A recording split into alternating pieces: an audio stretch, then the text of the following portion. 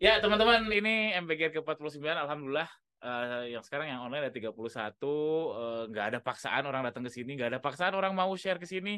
Alhamdulillah ada aja, yang share ini PR-PR saya, banyak yang abis ini akan saya ringkas untuk dieksekusi. Dan kalau teman-teman yang mau gabung boleh banget tiap Jumat 16 sampai 17.30 gitu aja teman-teman. Kita tutup MBGR 49 ini. MBGR sukses dan berkembang. Sama-sama. Sekian. Sama-sama. Assalamualaikum. Salam. Ya, teman-teman, itulah keseruan MBGR ke-49. Jadi apa itu MBGR? MBGR itu forum lebih tepatnya, forum yang saya inisiasi namanya singkatan dari mentoring bisnis gratis.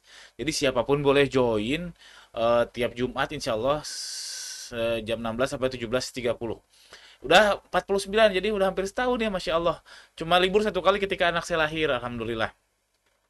Jadi mudah-mudahan diberi diberi tetap istiqomah karena buat saya pribadi alhamdulillah banyak banget ya.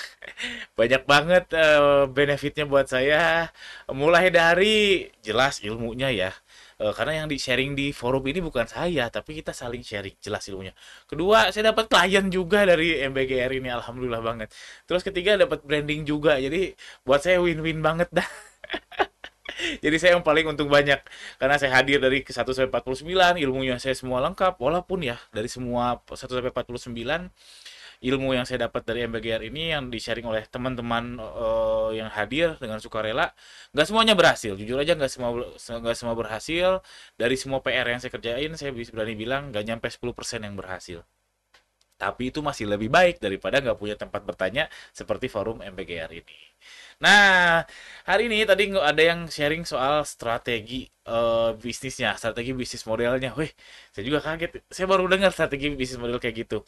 Keren sih. Strategi apa nggak kasih tahu karena itu hak privilege-nya dia. Cuman kalau strategi kita diketahui orang lain gimana sih?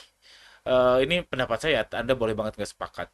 Jadi kayak misalkan KFC kan katanya menjaga banget eh, key resipinya apa resep bertuahnya katanya bumbunya katanya menjaga banget. Tapi kalau misalkan nih saya tahu nih resep KFC seperti apa, apakah saya bisa bikin kayak KFC? Belum tentu.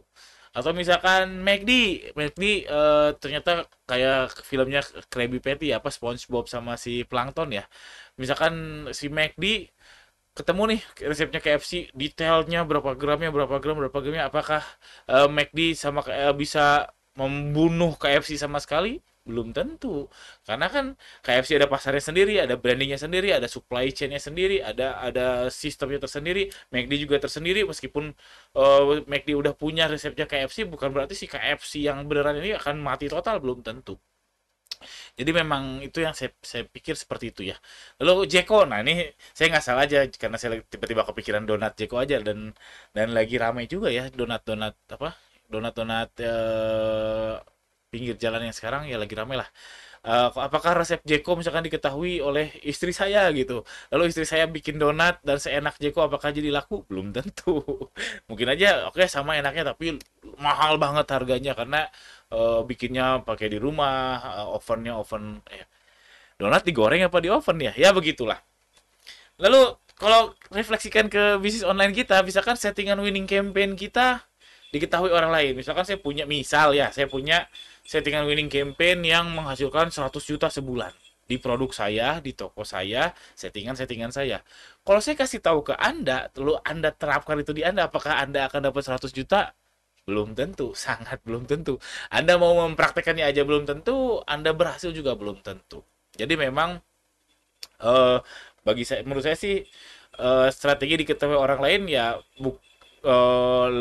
justru bisa dipandang dari hal yang positif, bukan bukan dipandang dari hal yang negatif seperti oh dia akan menghancurkan bisnis saya, dia mencuri dan sebagainya. Sebenarnya bisa dilihat dari sisi yang positif.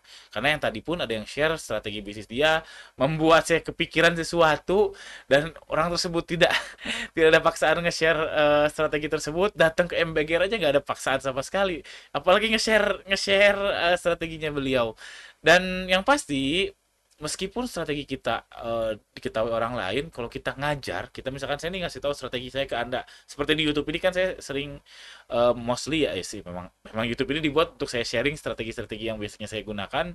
Itu kalau ketika saya bikin konten ini, saya ngajar dalam tanda kutip, itu percepatan belajar buat saya.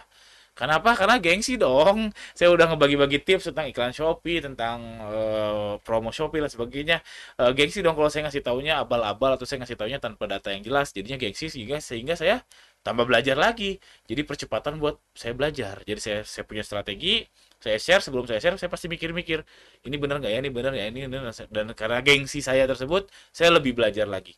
Belum lagi soal saya lihat banyak kasus karena banyak teman-teman yang alhamdulillah ngasih feedback ke saya tentang strategi yang strategi saya yang dia terapkan, terus ngasih feedback ke saya sehingga saya lihat banyak kasus kan tuh ya, ada dari A, dari B, dari C, jadi saya belajar lagi, jadi saya lebih lebih belajar, saya belajarnya lebih cepat daripada teman-teman yang nonton konten saya. Jadi guru kencing berlari, nggak nyambung ya, itu peribahasanya nggak nyambung.